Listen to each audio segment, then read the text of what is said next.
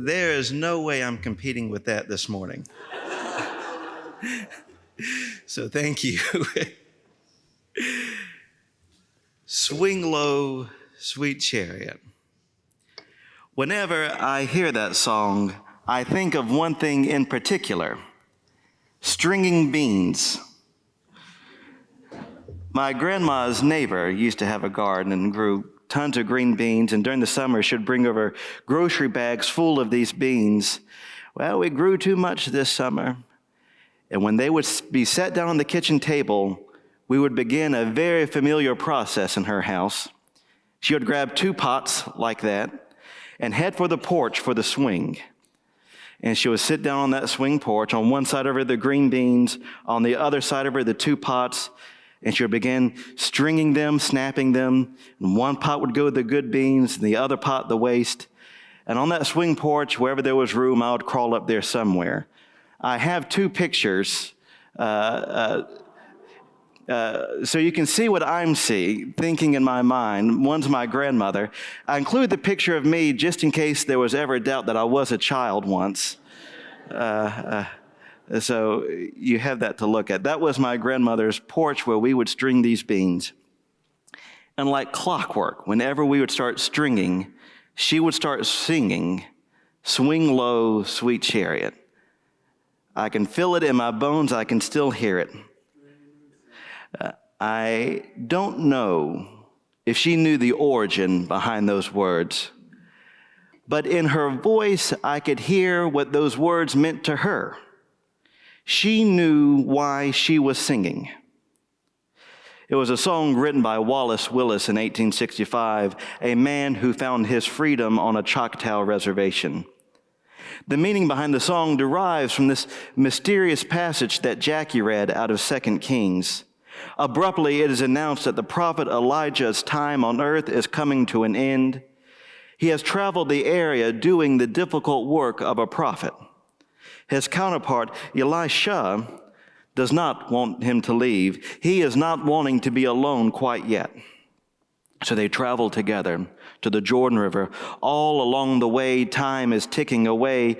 The prophets keep saying to Elisha, "Today the Lord will take Elijah from you." There is a feeling of something imminent, and just then the clouds part. A chariot and horses of fire sweep down from the heavens. Elijah was taken, never dying, and ushered into the clouds. His work was not finished.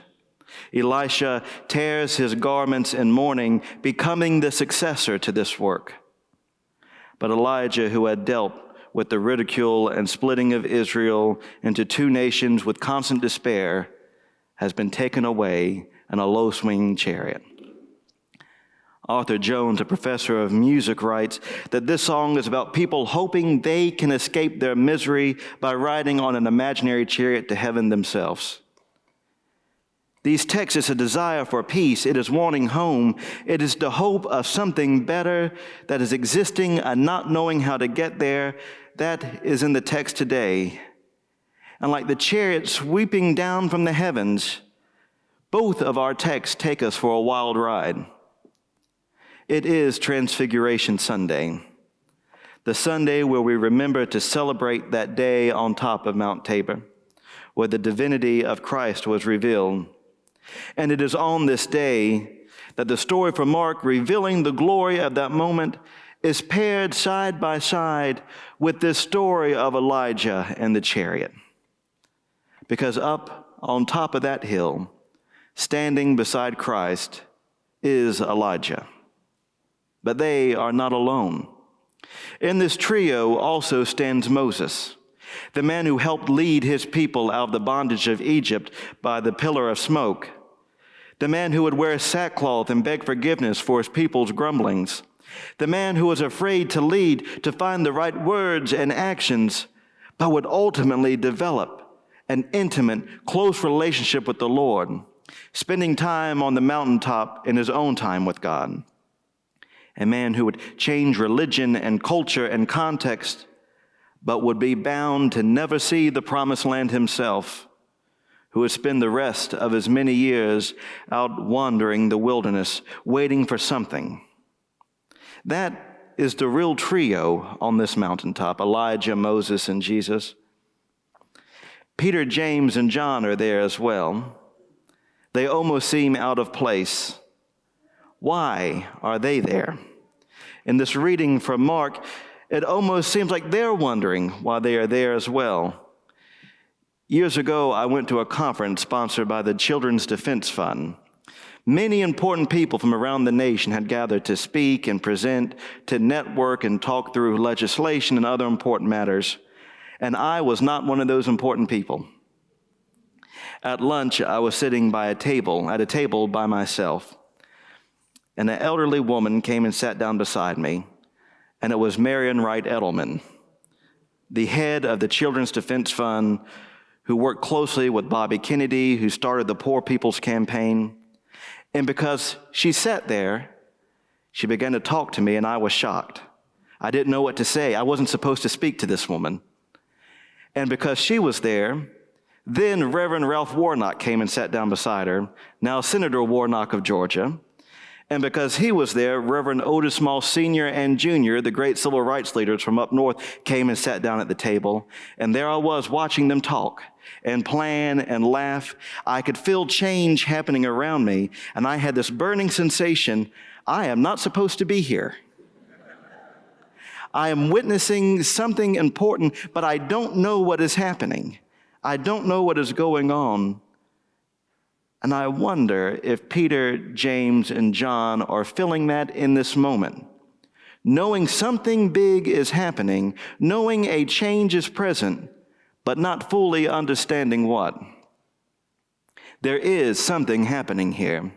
There is something to be said about the three men gathered on this mountaintop. Elijah represents someone who did not die, and that's similar to Christ's story. Moses represents someone who did not get to see the mission come to fruition in his lifetime, and maybe that's symbolic of Christ's death and resurrection and ascension. But then there's something important about Christ's garments glowing bright white. It reminds me of Elisha's garments that he tore in mourning, or Moses' sackcloth that he wore in grief. There has been a change. Something awesome has happened. To be transfigured means everything is different. Part of the change that has happened is how we know Jesus. In this moment, we know that Jesus is not just some guy doing some really great things, some man wandering the countryside doing parlor tricks. This is the divine, interacting with human history, co-suffering, co-liberating. We know the booming voice that said, "This is my son, the beloved, listen to him," means to do more than just listen.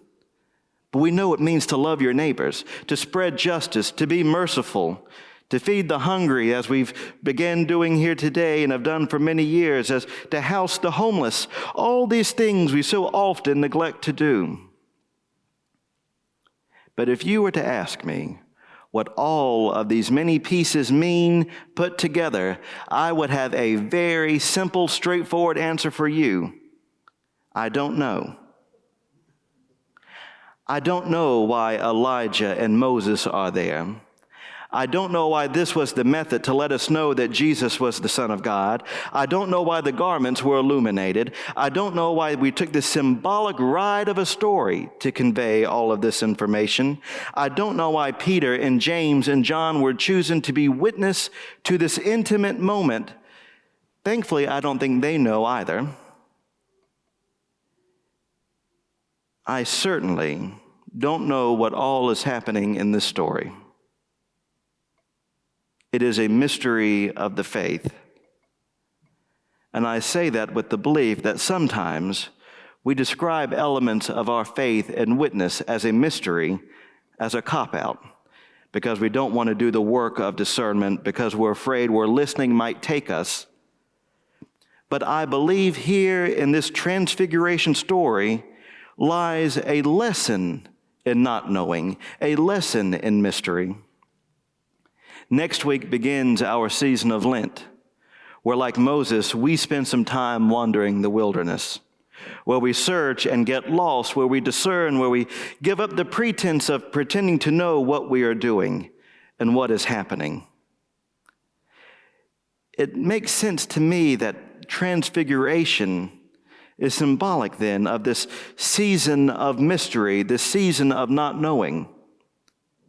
I wonder if Jesus himself in that moment questioned what was happening to him, what this transfiguration meant.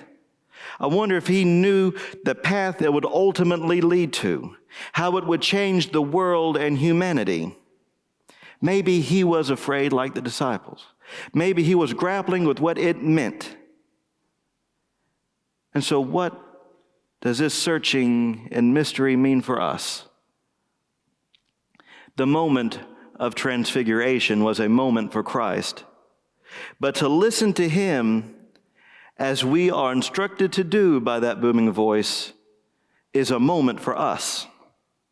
We are invited to be transfigured ourselves. And the events on that mountaintop teach us that not everyone is going to understand the transfiguration and transformations and the callings that are for you in your life.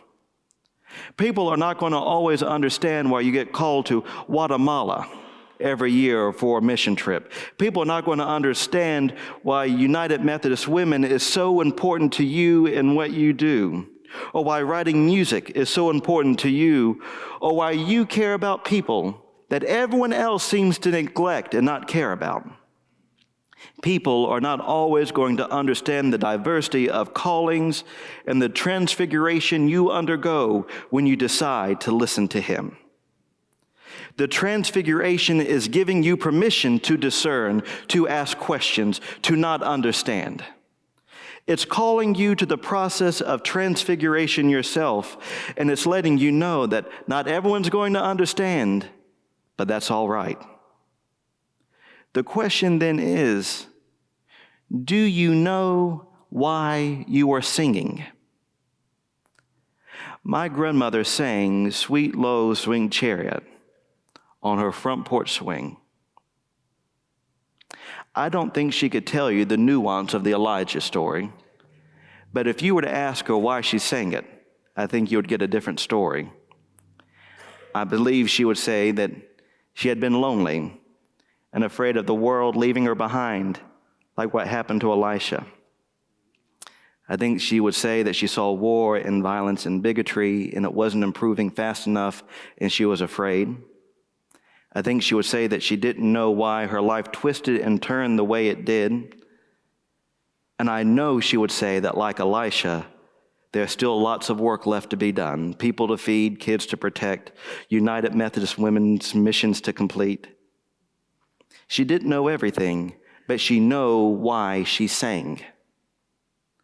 If I asked her what happened up there on Mount Tabor, I am sure as the day is long, she would say, I don't know. But she would say that because of that moment, she knew she wouldn't be left behind by the world like Elisha. I think she would have said that because of that moment, there is a possibility to end violence and war and bigotry. I think that she would take comfort in knowing Jesus, the Son of God, had a life that twisted and turned like hers, and so she was in good company.